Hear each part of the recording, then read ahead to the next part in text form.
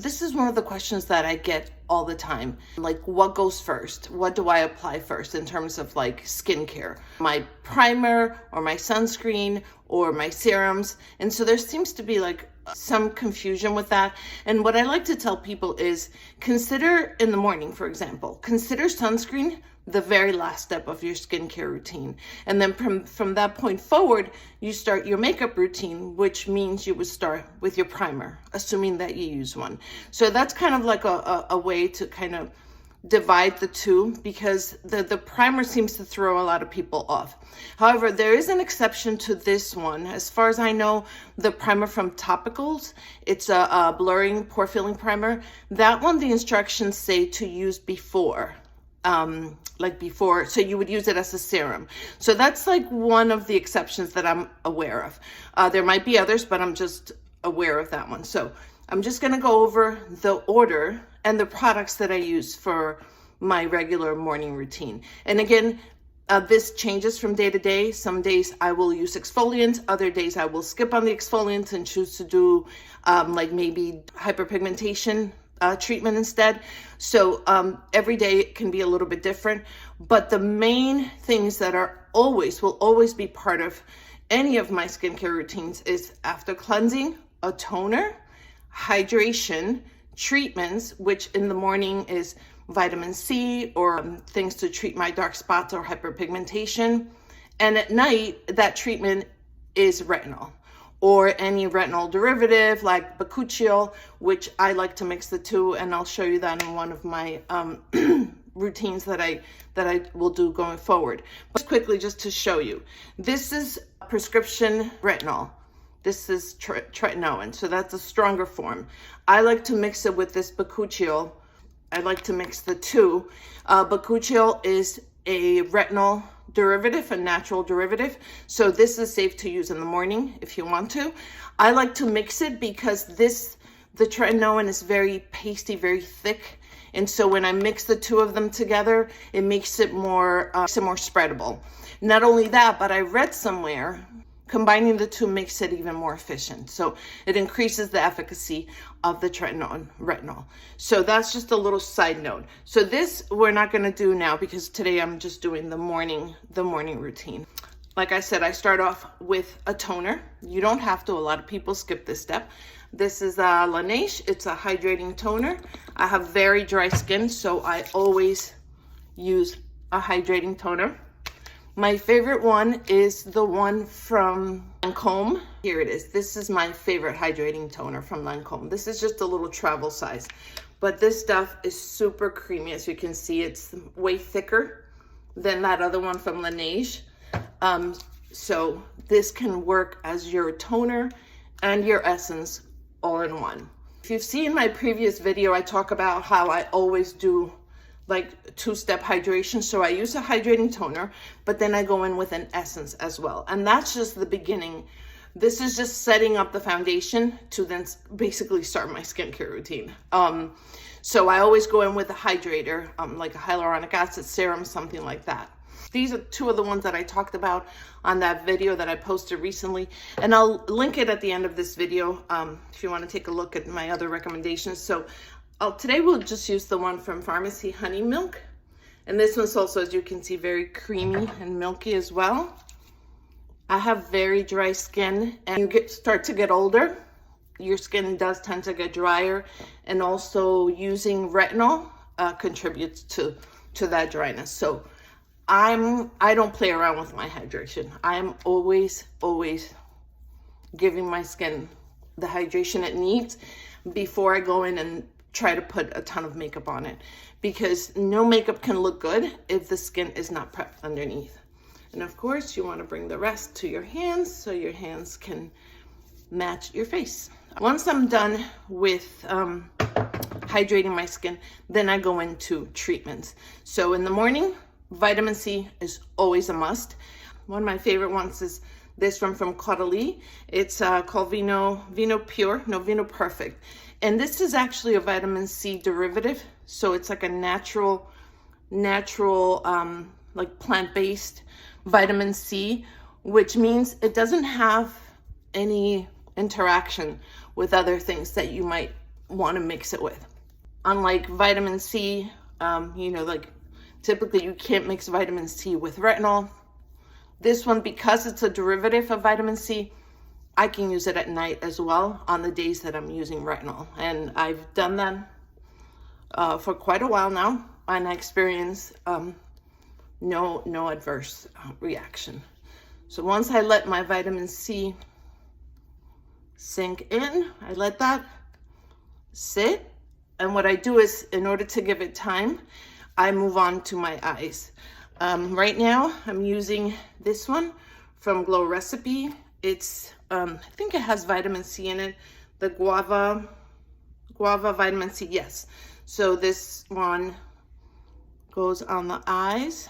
And again, I like using this one in the morning because vitamin C, not only is it a strong antioxidant, but it helps protect your skin from the environmental aggressors. So from the environment, from the pollution, from all that stuff, which is one of the reasons that causes the skin to break down and the skin barrier to become compromised. So adding protection, we don't just protect it from the sun with the sunscreen, we can protect it with vitamin C as well. And it's also a brightener, so it'll help with darkness, hyperpigmentation, dark spots, things like that. It's not a solution, but it helps kind of, it contributes to the lightening of the dark spots. It's not a miracle, but vitamin C is important to implement whether or not you have a dark spots or not. I then go in with something to treat my hyperpigmentation. I mix topicals with this product from The Ordinary, which is alpha-arbutin. Alpha-arbutin is one of the ingredients that is not listed back here.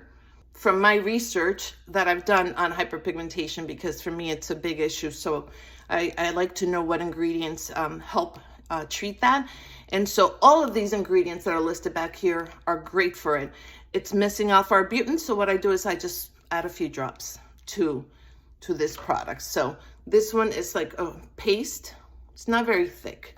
So I just put in a little bit, and then I take a couple of drops of alpha-arbutin. I'm shaking because I had too much coffee. And then I mix that, and then I put that on my face. I don't bring it down my neck because I don't have this going on in my neck, so I just apply it on my face.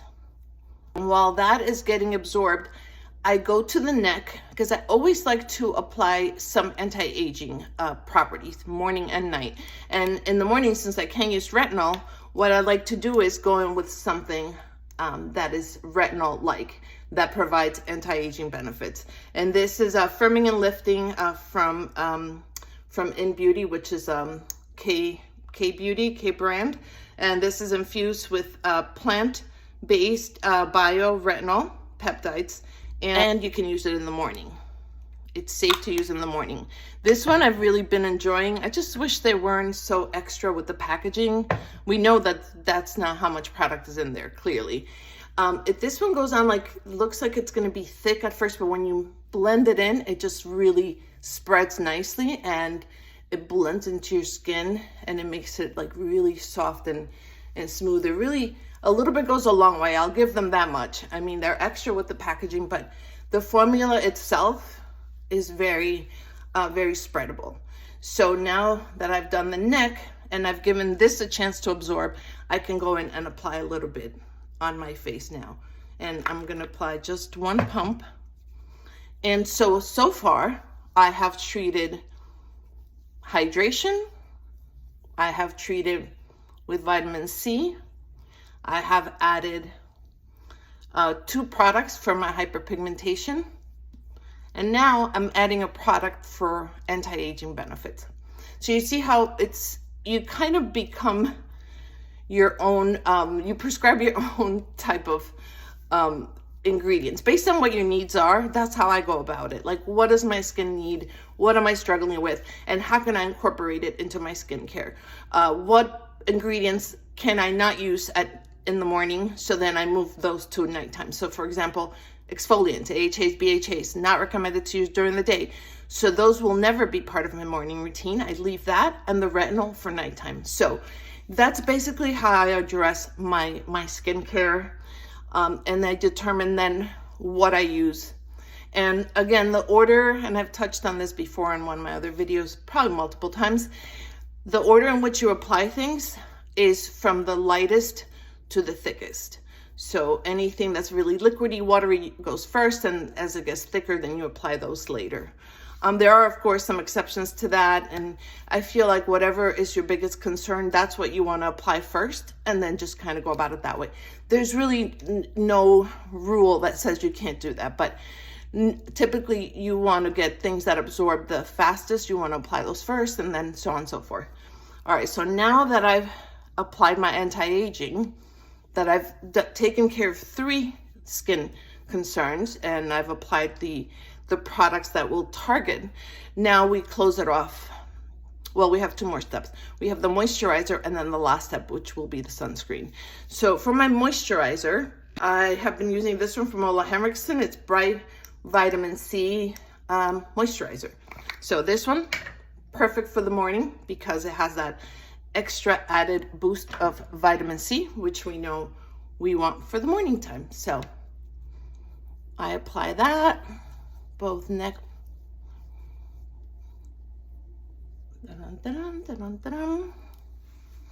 Once I give it a couple of seconds for my moisturizer to absorb, then I go into my last step, which is sunscreen. And today we'll be using this one from Shiseido. This is a really nice one, especially if you have dry skin. You would love this one because it's nice and it's really feels nourishing on the skin and leaves you with like a beautiful, nice glow with your skin prepped for makeup. So I always apply this one, and you want to do face and neck. And a question that I always used to have before I got into skincare and started working in this industry, I never used to know if it was safe to bring my sunscreen to my eyes, because for me, the fastest way to tell your age is when you smile and you see those wrinkles. So that was always a big concern of mine, but I never knew if it was safe to apply sunscreen. I felt that my eyes needed the protection, but I was afraid that it would cause like the opposite effect. And the quick answer to that, it's safe as long as you don't experience any burning or irritation from it. So feel free, bring your sunscreen. I do. Once there might be 1 or 2 that I've tried that caused me to like burn and cause tearing. So then I know that those I can only use in my face and neck. This one I've used it. This is like my second one. I love it so much. This one I bring around my eyes and I experience no burning, no tearing, no type of reaction whatsoever. So that one I am confident that I can put all around my eyes. And of course, bring it down your cleavage, all around your neck. Once everything is covered, then whatever's left, I protect my hands. And that is the end and the last step of your morning skincare routine. From this point forward, you're moving into makeup, and then you will start with a primer. Here are some examples of some primers. This one is from Dermatology. This one is from Pore. It's a blurring primer. My favorite pore blurring and the most affordable in the world. Love it so much. I got 3 of them on Amazon, super cheap, from LA Girl. This stuff blurs your pores. It makes you look like you've just put on like a filter.